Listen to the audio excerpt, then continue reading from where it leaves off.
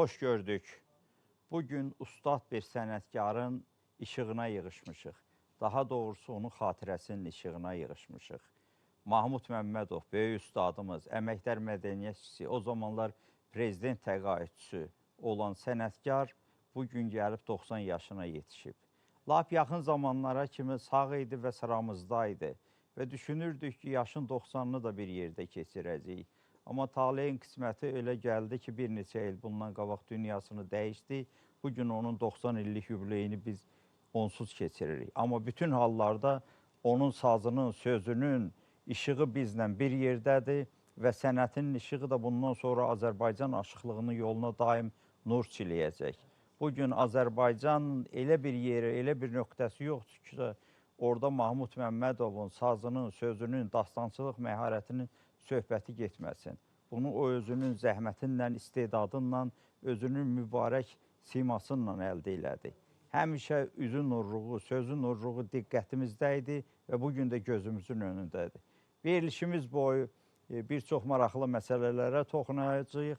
İlk olaraq istəyirəm ki, ustad aşığımız Elməddin buradadır. Elməddin Məmmədli, onun yanında da ustad balabançımız Ələkbər dayanıb. Mirzəcanı havası üstündə ustadın elə bir sözü təqdim olunsun ki, görək ki, mübarək adam, mübarək ustad hansı düşüncəni yaşadıbdır. Azərbaycanın varlığını, sazını, sözünü, Azərbaycanın ruhunu öz şeirində necə tərənnüm eləyib. Gözəl rədifli bu qoşmanın bütün mahiyyəti Azərbaycanın gözəlliklərinin tərənnümüdür. Meydan sizindir.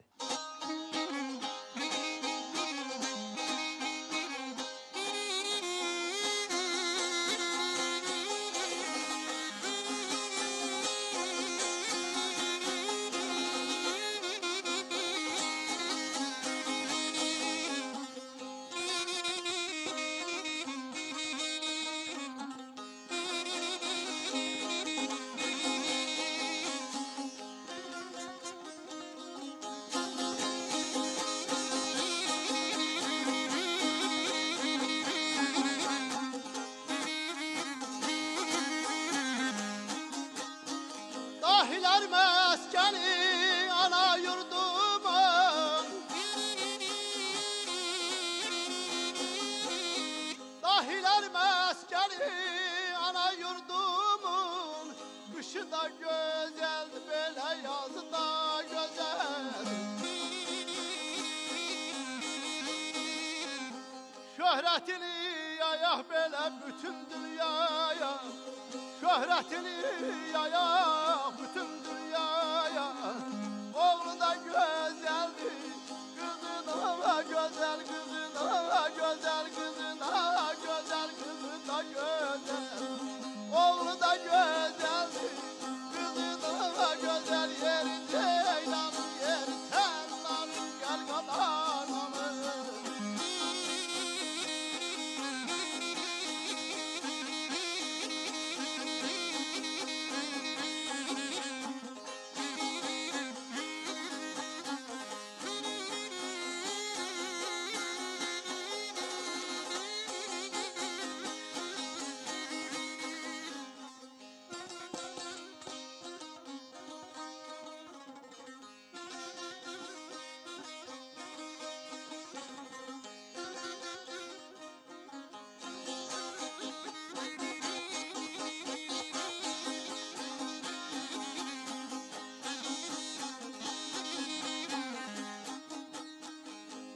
Serveti var, minzür nemeti, zəhmətle kazanır belə insan şöhreti.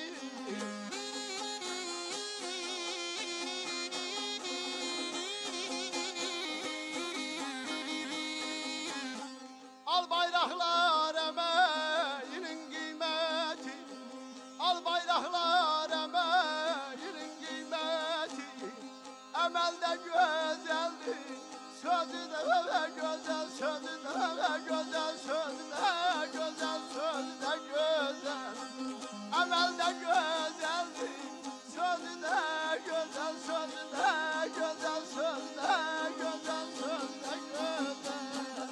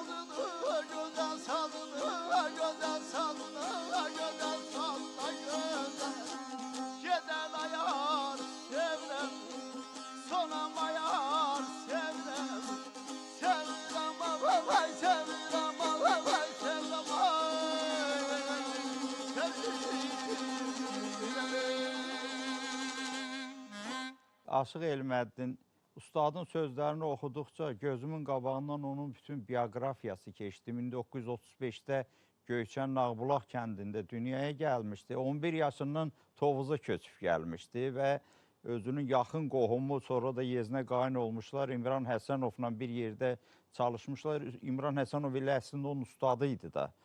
Amma bütün hallarda Mahmud Məmmədovun ruhunda Göyçədən başlayıb gələn o Azərbaycan ruhu Azərbaycanın hər məkanını özündə əks etdirirdi. Bu şeirdə də o görünür. Hər nöqtəsini sözündə dalğalanma ilə ortaya gətirir, görürsən ki, bütün ruhu Azərbaycanla qucaqlaşıbdır. O ruhu da sən gözəl təqdim elədin, ikiniz də var olun. Mahmud Məmmədov sözün həqiqi mənasında ustad idi. Üzünün nurunla, səsinlə, davranışınla, bütün cizgilərinlə gerdən gələndə özü ilə bərabər bir ustadlıq gətirirdi. Özdə bu, onun elə mən görəndə orta yaşları idi. Orta yaşlarından üzübəri hər məqamda canında, qanında var idi. Məclisə girəndə davranışınla, ədəb-ərkanınla, ağır ağsaqqal hərəkətlərinlə, sözlərinlə, söhbətlərinlə bu təsəvvürü yaradırdı. Bu səbəbdən də təkcə yaşadığı Tovuzda yox, onun çevrəsindəki bütün bölgələrdə, o cümlədən də doğma vətəni olan Göyçədə bu səbəbdən Mahmud kişini sevirdilər, bəyənirdilər. Onun ustadiyana çıxışlarını, sözlərini, söhbətlərini çox sevirdilər. Çoxlu ustadnamələr bilirdi, çoxlu, belə deyək ki, müxəmməslər bilirdi, təcnislər bilirdi, həm də özü böyük bir şair idi. Ələsgər yurdundan çıxmışdı, şübhəsiz ki, sözün, sənətin dərinliklərini, incəliklərini bilirdi. Görürdün ki, təcnisin onlarla çeşidini birər-birər açır, göstərir. Öz şeirlərində, təcnislərində də bu var idi. Bugün təqdim olunan şeirlərdə də o ruhu görəcəksiniz. Və görəcəksiniz ki, Mahmud kişinin ruhunda olan o xalqdan gələn müdrik keyfiyyətlər şeirlərində bərqərardır. Bugün özü dünyada olmasa da şeirləri o ruhu bizə təqdim eləyir. Bizim ustad sənətkarımız buradadır, Gəncəli Babayev sazınla meydanda da özdə ağır şərliyə, Mahmud kişinin ən çox sevdiyi havalardan biridir. Ələkbər qardaşımız da dəstək verəcək. Mahmud kişinin dünyada rədifli bir qoşmasını oxuyacaq. Görəcək ki, onun gözündən, könlündən hansı, belə deyək ki, özünə məxsus o tarixi keyfiyyətlər gəlib çıxıb. Meydan sizin.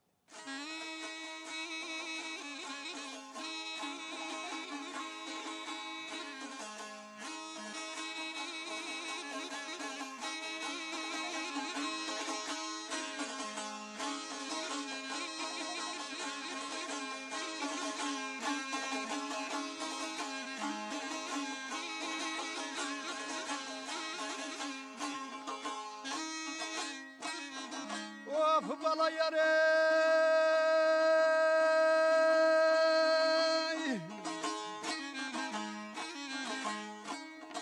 ana güzel yaradı, güzel yaradan.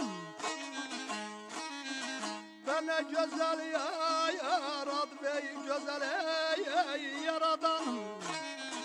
Güzel gelmiyor sen güzel dünyadan. Güzel gelmiyor sen güzel dünyadan.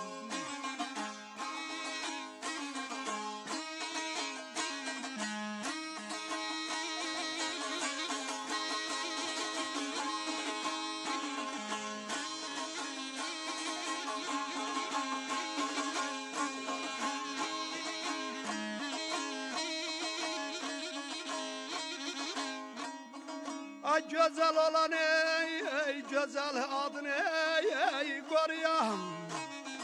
Güzel olan ey, güzel adın ey koruyan. Güzel de geçti de cezayı.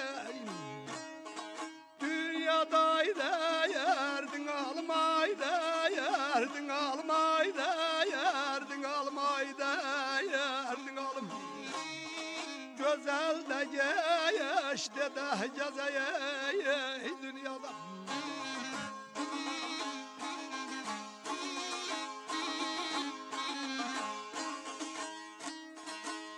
Ne güzel yaradıp güzel yaradan. Güzel gelmeyesen göze dünyada. Güzel olan güzel adın koruya. Güzel de geçti de geze dünyada.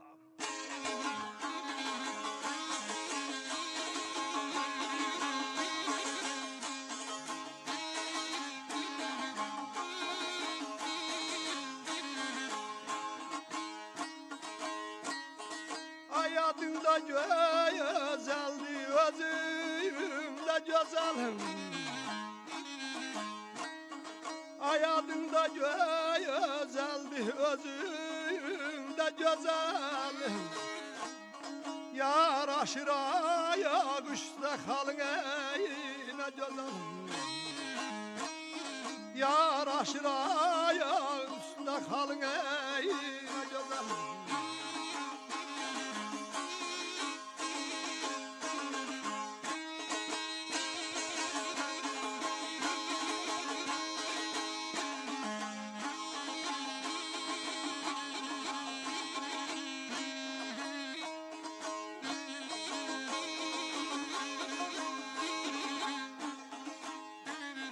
Ay tarifinde güzel sözünde güzelim. Tarifinde güzel sözünde güzelim. Laysan da yastana sazan dünyadayda yerdin almayda yerdin almayda yerdin almayda yerdin almayda.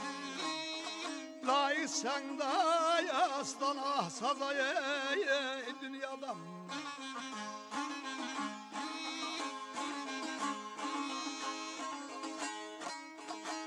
Adın da güzeldi, özün de güzel. Yaraşır qoşa xal üzündə gözəl. Tərifin də gözəl, sözün də gözəl. Layiqsən dastana, saza dünyada.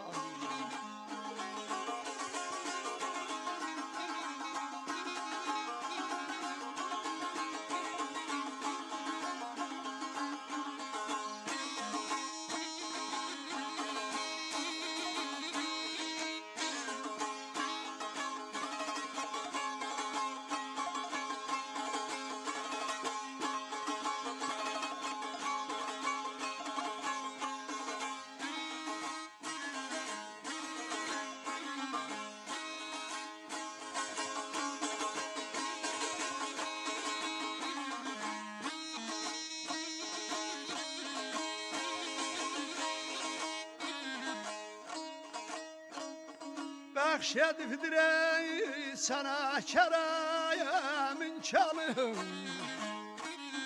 Bəxş edibdir ey sənə kərəyəm imkanım. Hüsnün batı eyləyir görən ey insanım. Hüsnün batı eyləyir görən ey insanım.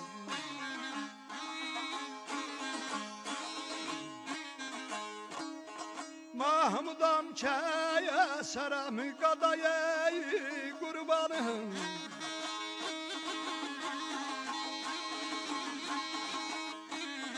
Mahmudam kəyə sərəm qadayey qurbanım.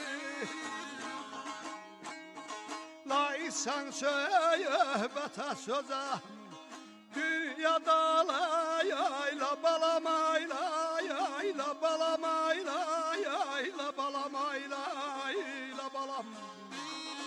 Laysan söhbətə sözə dünyada.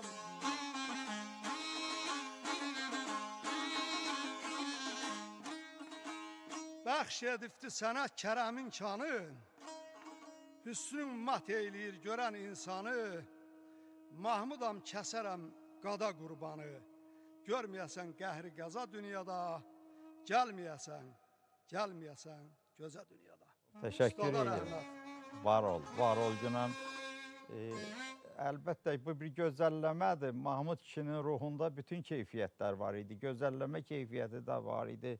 Ustadlardan gələn ustadnamə keyfiyyəti də var idi və sözə zərgərliklə, zərgər dəqiqliyinə yanaşmaq keyfiyyəti də var idi. Hətta bu şeirdə başlanğıcda gözə, gəzə və s. alliterasyon irəliləyiş də onun belə deyək ki, o incəlik, poetik həssaslığından doğurdu. Var olun, təşəkkür edirəm. Ustad aşıqlığın elə bir yolu yoxdur ki, orada özünün hünərini göstərməsin. Koroğlu xan aşığı idi. Koroğlu havalarında Misirini, Cəngini elə oxuyurdu ki, hər kəs heyran qalırdı. Bu da səbəbsiz deyildi. O, İmran Həsənovla üz-üzə, sinə-sinəyə oxuyan aşığı idi. İmran Həsənov həm ustadı, həm də sənət yoldaşı kimi bütün məclislərdə onu bu məqamlara çəkirdi və Mahmud kişi duruş gətirirdi və həqiqətən ikisi azman sənətkar kimi qanat qanada uçmağı bacarırdılar. Gözəlləmə üstündə olan havalarda da, məsələn, Göyçə gülündə, digər havalarda da eyni keyfiyyətləri göstərirdi. Yəni, zilxanlıqda da misli bərabəri yox idi, bəm havalarda, könül kövrəkli olan havalarda da misli bərabəri yox idi. O mənada Mahmud kişinin bugünkü tədbirində bu havaları görəcəksiniz. Onun ən çox sevdiyi bir də Göyçə havaları idi. Bu Göyçə havalarını da zaman-zaman burada səsləndirəcəyik. Biri də Göyçə gözəlləməsi idi. Yüngül şəhərli kimi də tanıyırıq bu havanı. Nəbin Ağıyev burada da gözəl aşığımız. Mahmud kişinin elə bir sözünü oxuyacaq ki, gözəllik ruhunu Göyçə gözəlləməsinin üstündə təqdim edəcək. Balabandan gəlsin dəstək.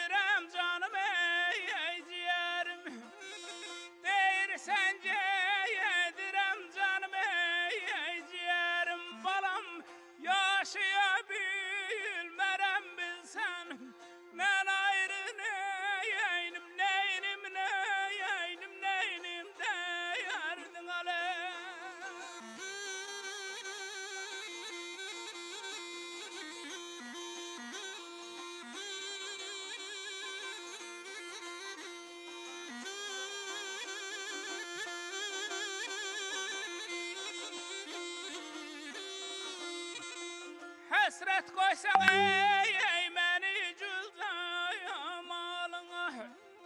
Həsrət qoysan məni cüldayam alına. Ahar gözlərimdən sevsən, mən ayrı dəyərdin almay dəyərdin almay dəyərdin almay dəyərdin alım. Ahar gözlərimdən sevsən, mən ayrı.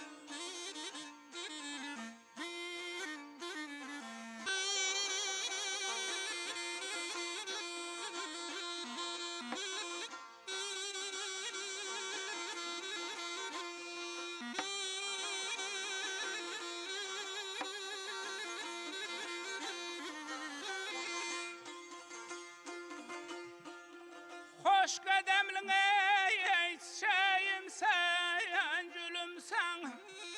Hoş qədəmlin ey baharım sən, gülümsən. Balam çəmənimsən ey çiçəyim sən, gülümsən. Leyli leyli leyli leyli dəyərdin aləm.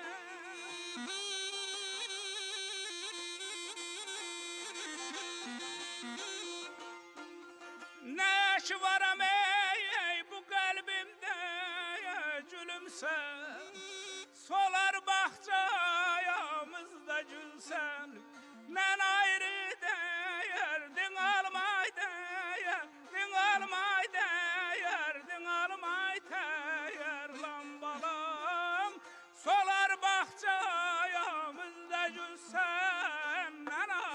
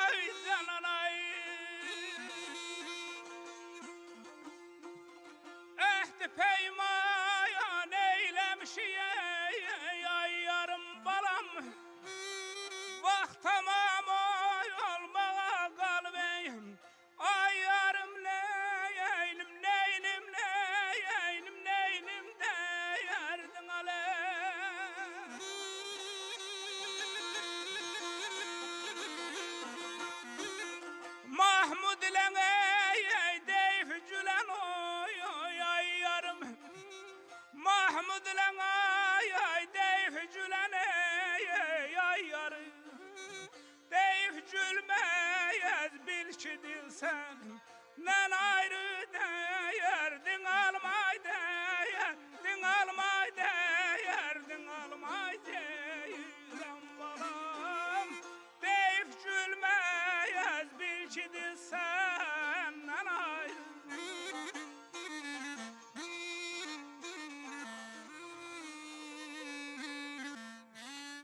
Çox var olasınız. Ustadla söhbətimin birində dedim ki, bu şeirləri yazanda gözündən, könlündən bir hava keçirmi dedi, 100%. Bu şeirlərin hər birisi müəyyən havanın üstündə yaranıb. O cümlədən sən oxuduğun bu şeirdə həmin havanın üstündə yarandığı aydın göründü. Təşəkkür edirəm, var olasınız. Mahmud kişi çox təvazökar, ürəyi yumşaq və sənətinə qarşı çox olduqca diqqətli bir adam idi. Və həmişə sənətinlə bağlı söhbət eləyəndə deyirdi ki, yadınızda saxlayın ki, mən 2 böyük sənət ocağından imtahan verib çıxmışam. Göyçə ocağından və Tovuz sənət ocağından.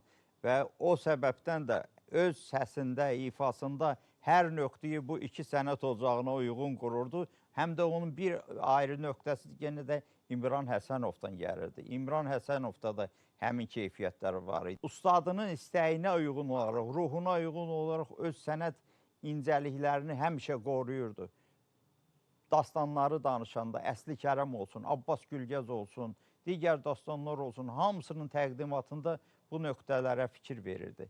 Və maraqlıdır ki, o özünün Ağbulaqdan olduğunu, elə İmran kişiyə də aidi, İmran Həsənova da aidi, Ağbulaqdan olduğunu, yəni Göyçənin Ağbulaq elindən olduğunu, o nöqtədən gələn sənət ucalıqlarını öz ruhunda daşıdığını hər yerdə deyirdi. Bugün Nazim Quliyev buradadır, ustad aşığımız, öz səsində göstərəcək Kərəm gözəlləməsində Ağbulağa hansı mehri məhəbbəti var idi ustadın, o görünəcək. Buyursun.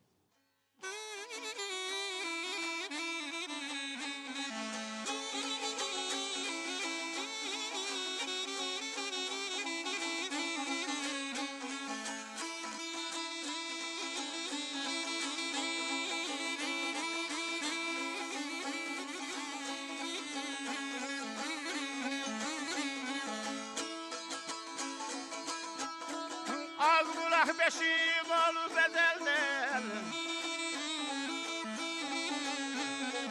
Ağbulaq beşim olub əzəldən Hala südüyəm fıcana gəlmişəm Bala gəlmişəm, sonam gəlmişəm A dərdi qalım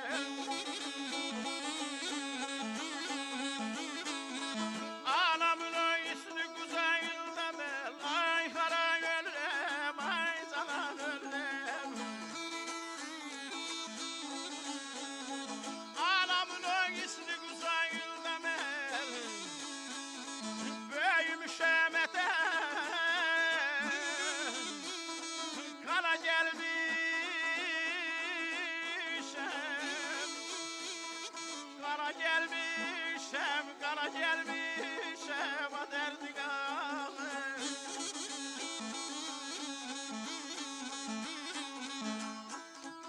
Ağbulaq beşiyim olub əzəldən Halal südü əmib cana gəlmişəm Anamın o isti qucağında mən böyümüşəm ətə, qana gəlmişəm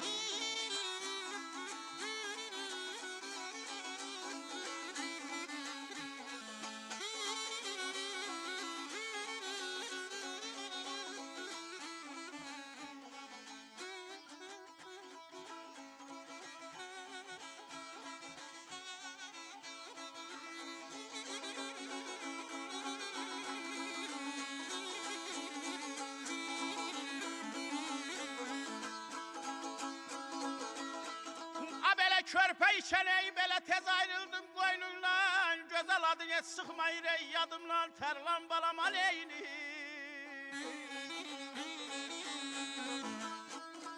Uzaq düşmək betər olur ölümlə Uzaq düşmək betər görüşen dedini bana gelmişem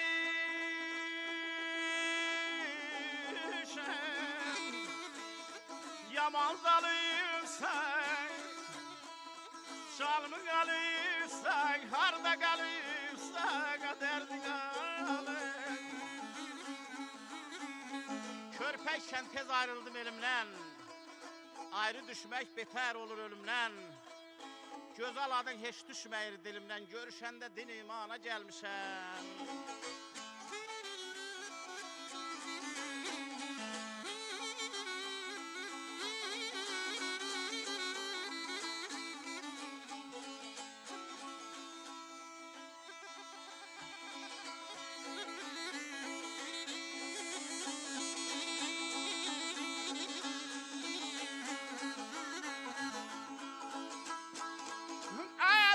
Daşın ey beləməyə bəyanaq bulay Ay aman ey canan ey belə hazara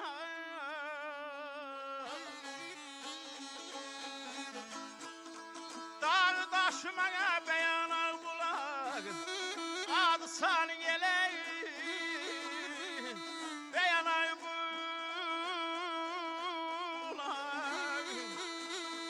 Dağlar maran alı gezme yara alı benim yara alı derdin alı Ben Mahmud'um geçsem hayana bulak Ben Mahmud'um geçsem hayana bulak Ziyarete bu mekana gelmiş Dağlar mara alı gezme yara alı benim yara alı kaderdin alı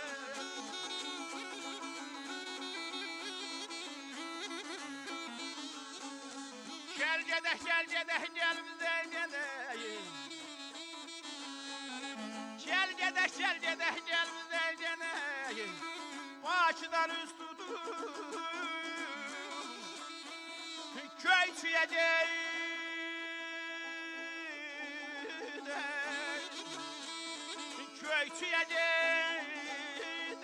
Göyçüyece ya derdin alın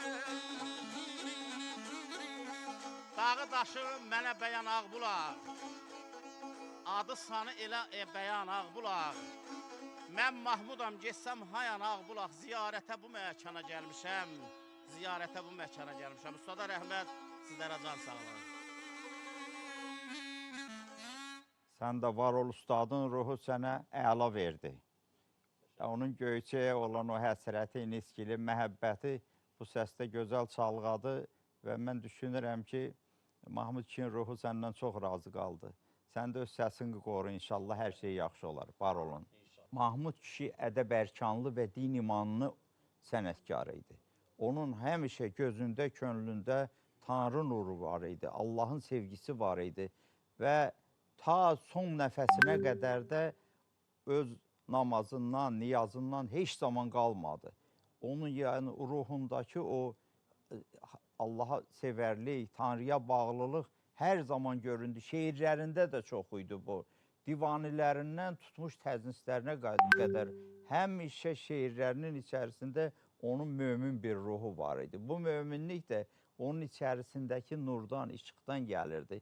O şeirlərdən birini İmran Göyçəli Allah rədifli qoşmanı oxuyacaq və görəcəksiniz. Aran gözəlləməsinin üstünə bu şeir nə cür nizamlanıb.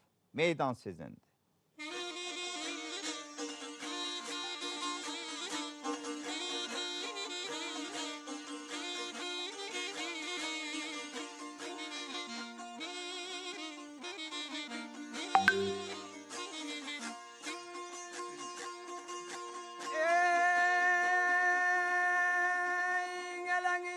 Sen ey belə heç kimə ucadan baxma Aləmən ucadan ey baxan Allah'dır Baxan Allah'dır Baxan Allah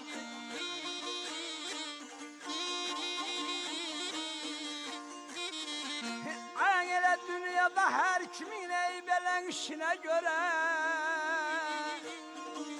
kaldıran Allah'tın ey, yıkan Allah'dı, yıkan Allah'dı, kadan memalın geden marayalım.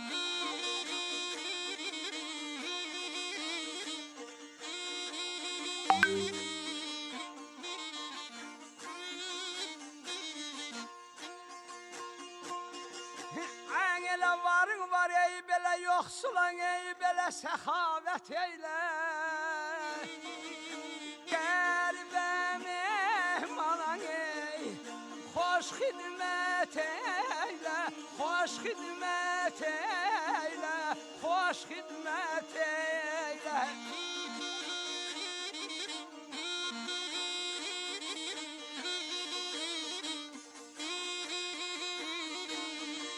Engele hakkın dergahına ey belen ibadet eyle. Terakki çarpadın ey, tahan Allah'dı, tahan Allah'dı, tahan Allah'dı, kadan ben ayağım.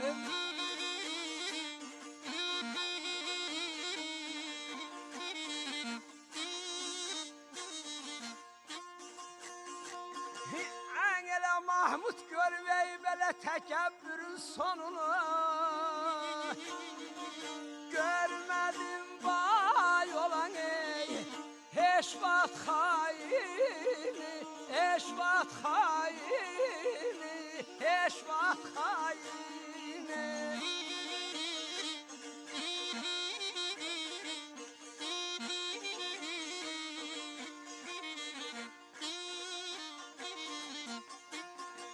Engele kim itirsen ey bele hakkı, hakkı sayın ey. Yandıran Allah'dı ey, yakan Allah'dı, yakan Allah'dı, yakan Allah'dı.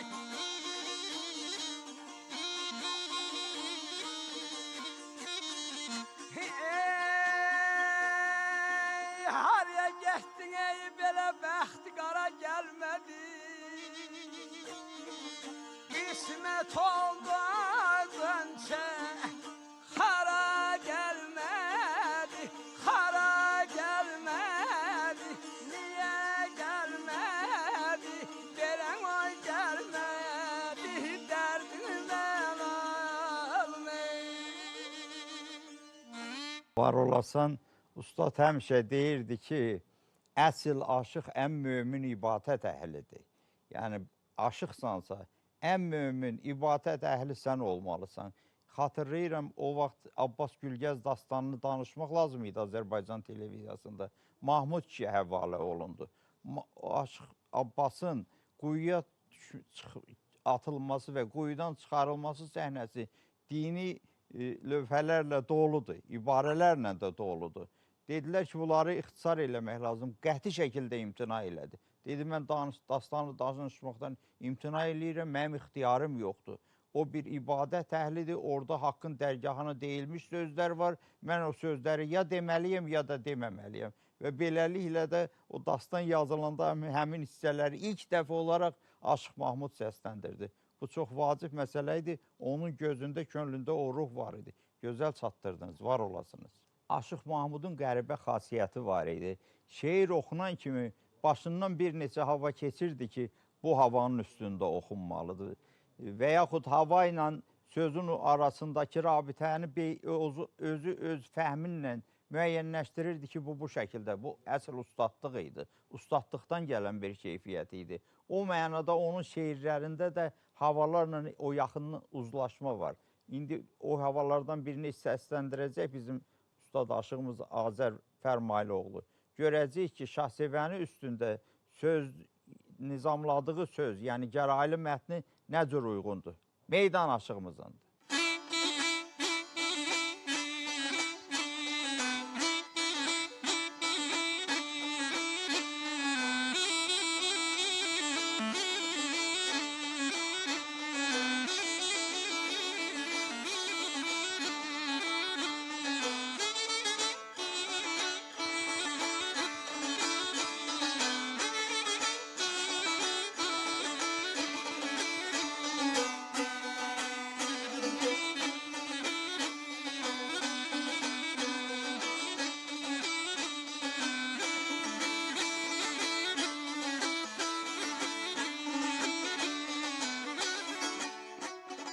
Gah qəzəbli, gah məhriban, gah qəzəbli, ay, gah məhriban, baxışına qurban olur.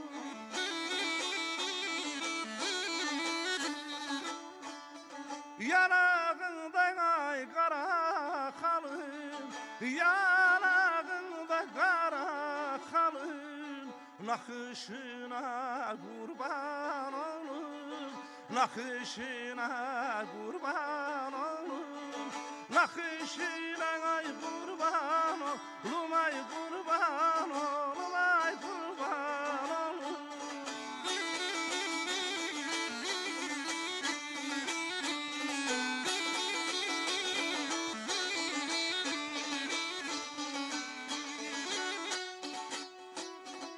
Eşkimin bir cefası var, eşkimin bir cefası var, mecnun kimin alesi var, mahvası var, vefası var.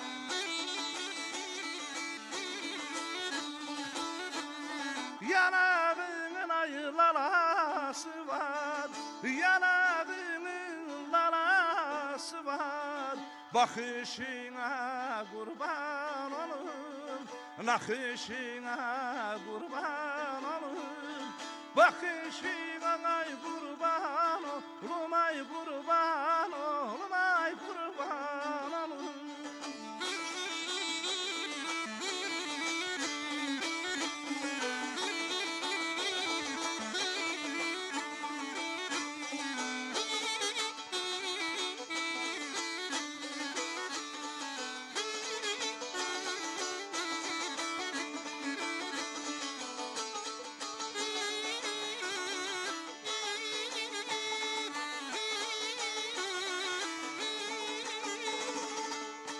Ah yar hey Mahmutlara çekip başa, artık ötüp keçip yaşın ay leyli leyli ay erken leyli ay körpe leyla.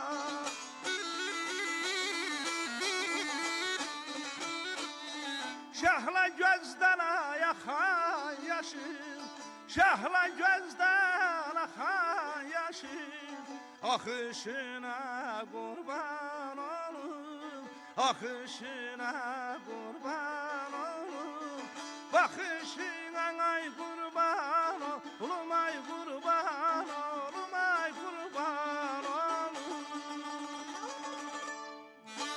Çox var olun, təşəkkür edirəm. Həqiqətən sözün nizamı deyir ki, bunu belə ustadyanı oxumaq lazımdır. Var olun. Mahmud kişi elə bir ustad idi ki, onun daim gözü, könlü gənclərin yanındaydı. Yeni nəsil aşıqlar gələn kimi görürdün ki, gözünə, könlünə bir işıq gəlir. Bu da səbəbsiz deyildi. O bilirdi ki, sənətin sabahı yeni nəsil aşıqlarına bağlıdır. Ona görə də mən bugün Aşıq Mahmudun 90 illik yubileyinə yeni nəsil aşıqlarının nümayəndələrini də çağırdım. İndi görəcəksiniz, onlar ifalar ortaya qoyacaqlar. İmralı Fikrətoğlu bizim istedadlı aşığımız, Ələbəy qardaşımız da balaban tutacaq gəraylı havasının üstündə. Üstadın sözünü oxuyacaq. Qoy üstadın ruhu şad olsun ki, yeni nəsil aşıqlar da meydandadır. Buyurun.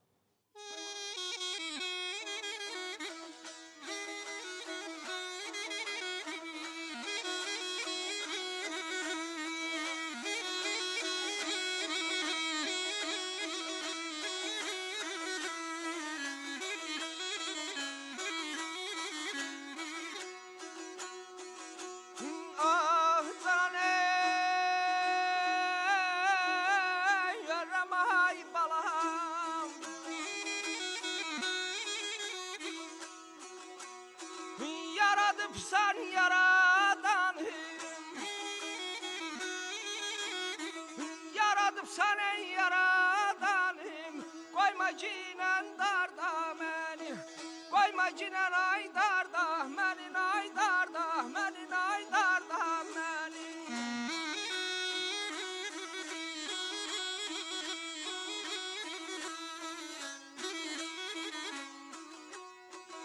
İşimi Salman'a merde,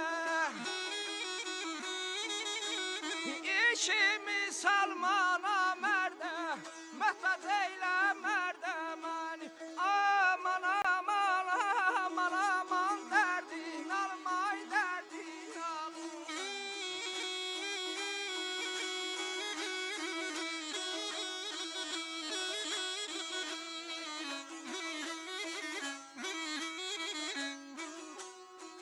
Zərrə qədər salsam nəzər, zərrə qədər ey salsam nəzər, tutmaz məni qəza qədər, tutmaz məni qəza qədər, ay dərdin almay, dərdin almay.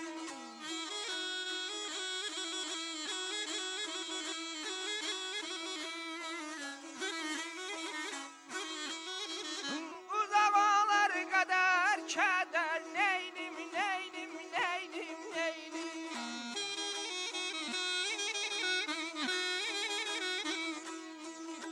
Uzaq olar qədər kədər, tapar şöhrət var da məni. Aman, aman, aman, aman, dərdin almay, dərdin almay.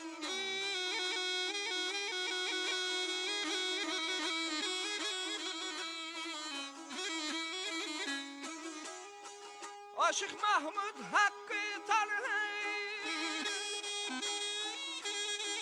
Aşık Mahmud hakkı tanır, unutma dinim, alın ay derdin, alım ay derdin, alım ay derdin, alım.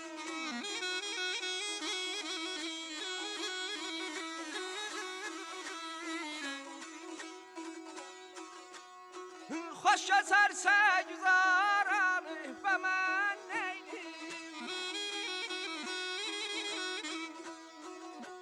Hoş geçerse güzaranı, əzizləyər yarda məni. Alem, alem ay dərdin, alem ay dərdin, alım ay dərdin, alım.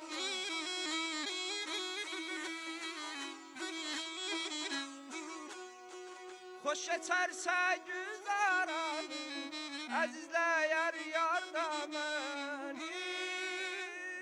Əzizləyər yarda məni.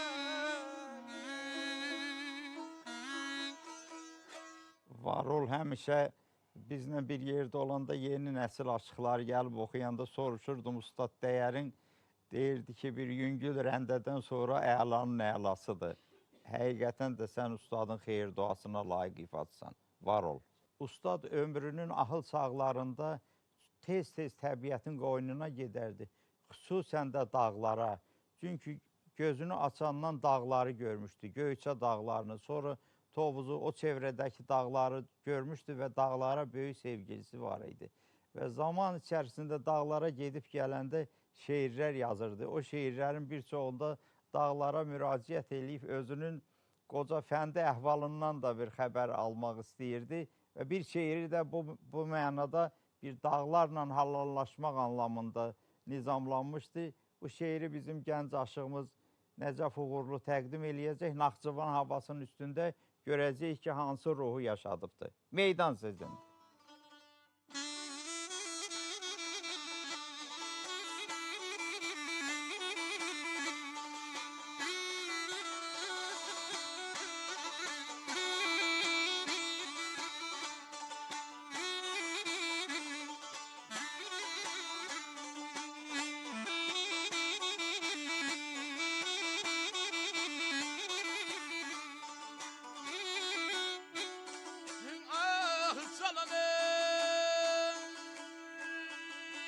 Dağlar bir ömür yaşadım sizden.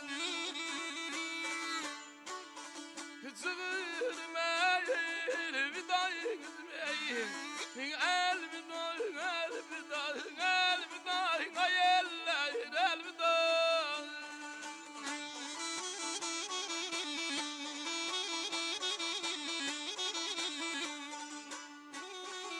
Ayağı vermeyi obam salayım atikalı. Oğlum elvida kızım elvida, elvida,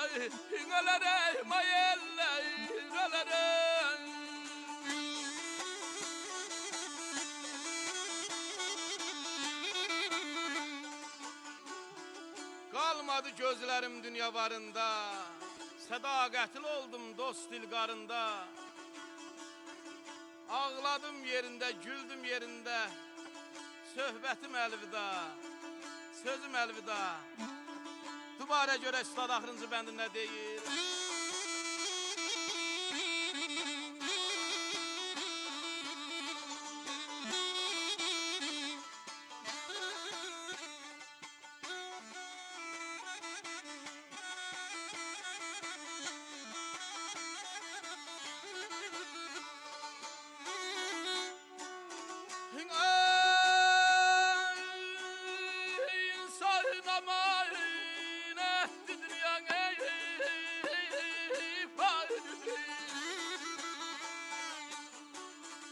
Neden insan birbirine yağdın acıyla, nelereyim acıyla, nelereyim.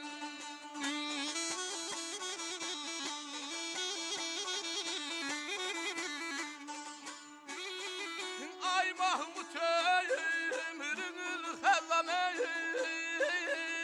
çaldı. Sənətmə elvida sadmey, elvida, elvida, elvida, ay elləyin elvida.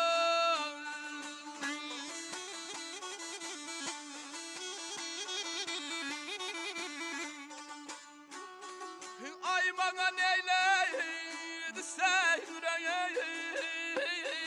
eyledi. De derdimi dağlara sökeyim. Eyledin, eyledin, eyledin ay zalim. Ben kadana kalmayayım. Sənə deyim ki, sən ustadın əsl könlündən olan bir səs sahibisən, qaltanlı səsin var. Və Mahmud kişi də belə səs sevirdi, özünün də səsi elə o tərzdə idi. Ustaddan bir xeyir dua da sənə gələcək, var olasan. Sözümüzün, söhbətimizin o yeridir ki, meydana ustad yadigarlarını çağırmışam. Aşıq Mahmudun yadigarı Nərman Mahmudoğlu və böyük ustadın, Ustadlar ustadı İmran Həsənovun oğlu və balabançımızdır bugün meydanda Sahib İmranoğlu gəlirlər və o böyük ustadlara yaraşan bir hava ilə gəlirlər, Göyçəgülünlə və ustadın, yəni Mahmud Məmmədovun elə sözünü oxuyacaqlar ki, bir ustad gözünlə, ustad hansı dəyər verir dünyaya, həyata, öz mənəvi varlığını o səslənəcək Göyçəgül üstündə. Buyurun.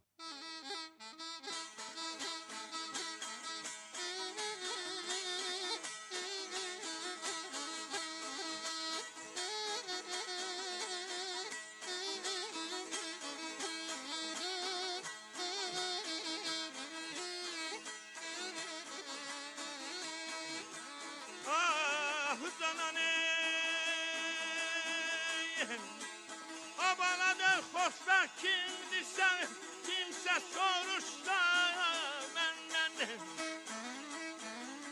Xoşbəxt kimdir kimsənin, soruşsa məndən. Təmiz adı sağlamı, canı deyil, gəlirlər, canı deyil, gəldim, qardaş mən almay.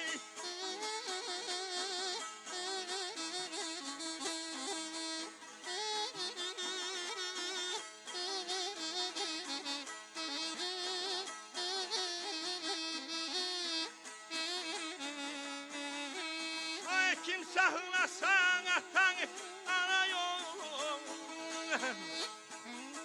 Kim sahlasan atanı ana yolun. Dəxli yardın ağının kanı deyil, gəldim, gələcək inanım.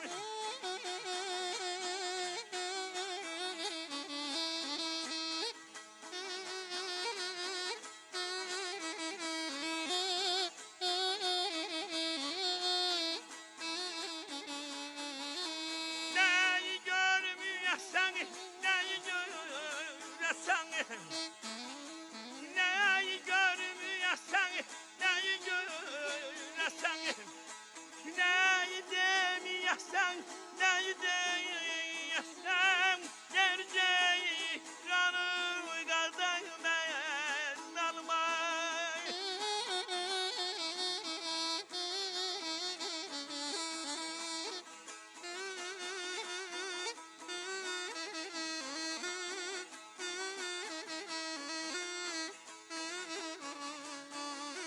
Hoş günleri hamın için hoş günlerdi seni. Hamı yar hoş günlerdi seni. Vardım onunla kaçtım vazgeçerdim gerçeği canım kadar ben almayı.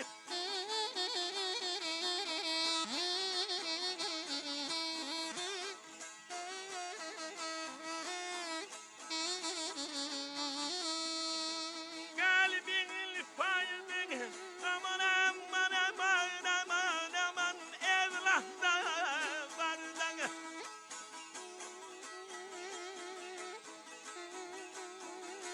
Görmedim şan şöhreti bir gücür hatta gerçeği canım kadar ben alım.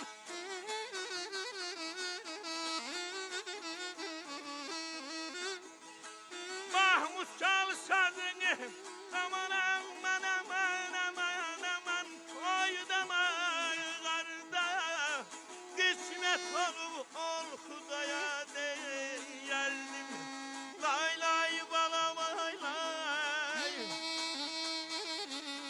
lay lay sonam lay lay lay lay lay lay dost kadar alır. Hər iki ustadın ruhu yəqin ki, o biri dünyada sizə əhsən dedi və həqiqətən mən düşünürəm ki, həm sazda, həm balabanda bu yolu uğurla davam elətdirmək hamımızın borcudur. O cümlədən də sizlərin. Var olun, təşəkkür edirəm. Ustad Aşığın nurlu çöhrəsi verilişimiz boyu heç gözümüzdən getmədi ki, getmədi.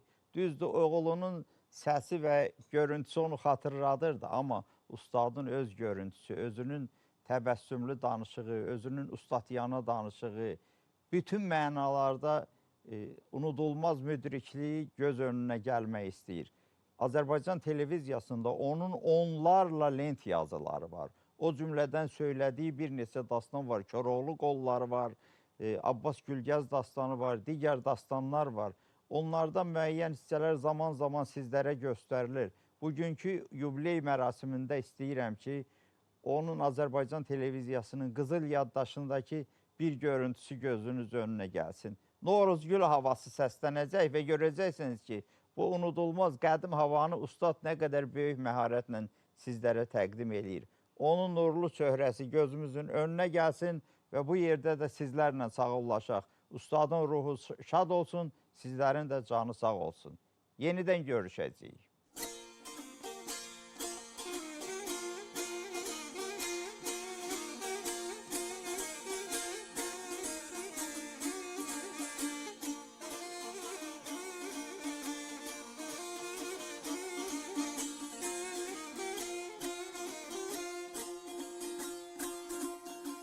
Can paşam gözüm paşam, canım paşam gözüm paşam, paşam Oruz Bey'in geldi, ağam Oruz Bey'in geldi.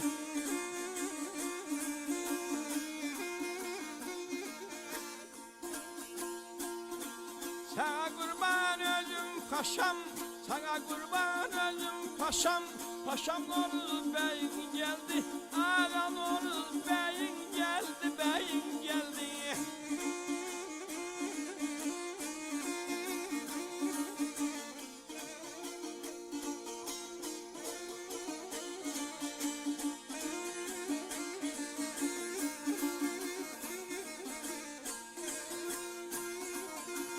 Misir'den geldi yanıma, Misir'den geldi yanıma, ateşi saldı canıma, ateşi saldı canıma.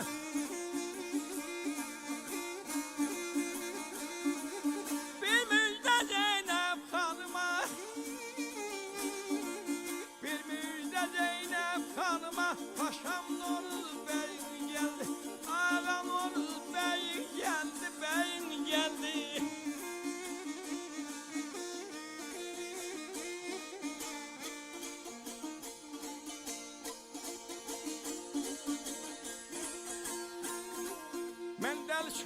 çobanım deli, çekmərəm ki xəyalı.